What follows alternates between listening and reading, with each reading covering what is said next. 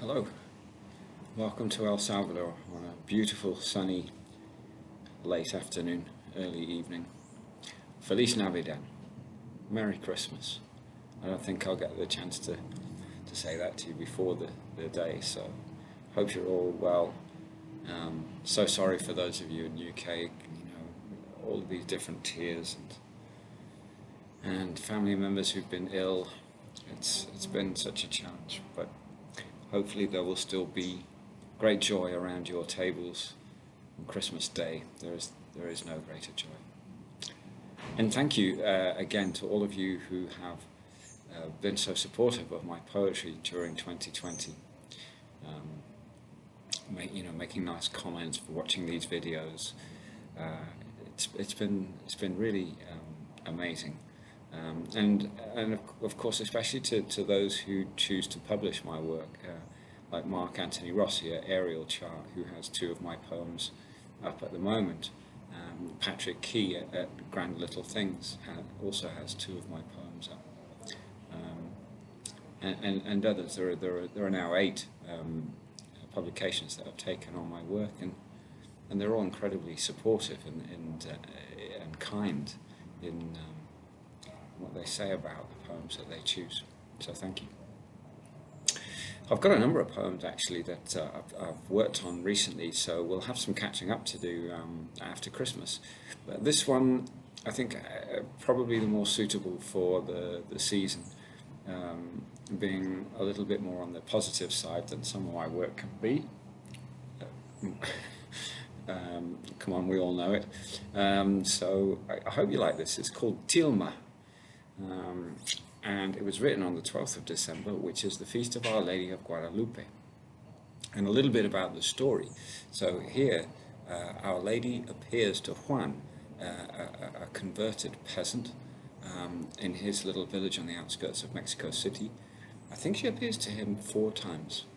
Might be 5, I hope I'm right about that. Anyway, on the 4th occasion, I'm pretty sure,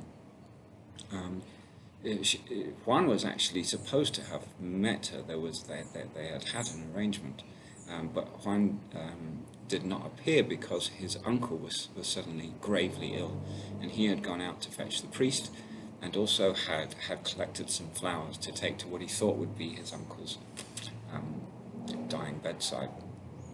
However, Our Lady intercepts him on the way and gently chides him for not making their meeting, and for perhaps his lack of faith and trust, assures him that everything will be all right. And there's many of the words in the poem are actually lifted from reports of what Our Lady said to Juan, and they're words of great assurance to all of us. So she notices that he's carrying his cloak in his hands and asks him what's inside, and he reveals that it's the flowers. She rearranges them and closes up the cloak again.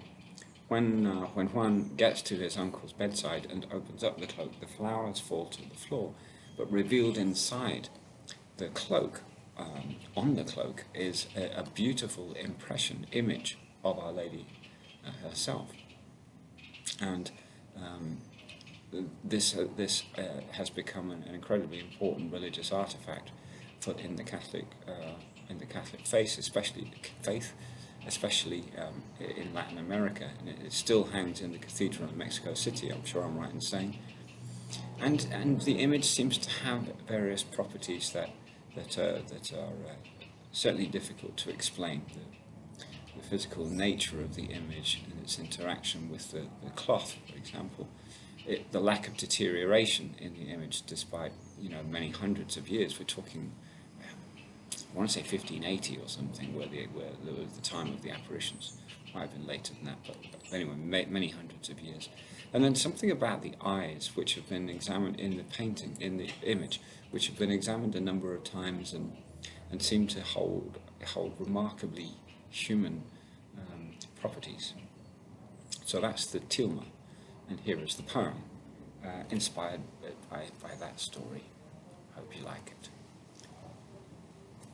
Tilma.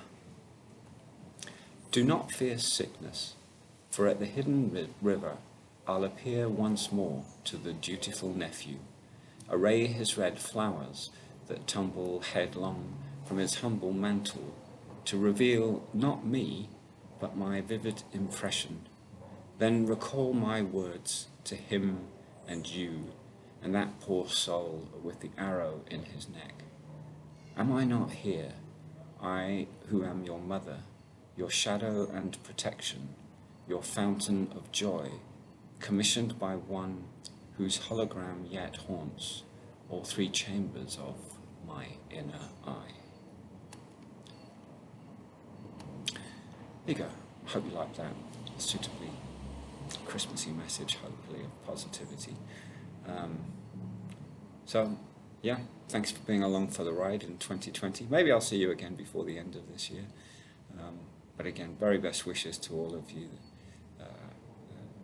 Hope you're healthy and able to enjoy a happy and joyous Christmas together. Take care.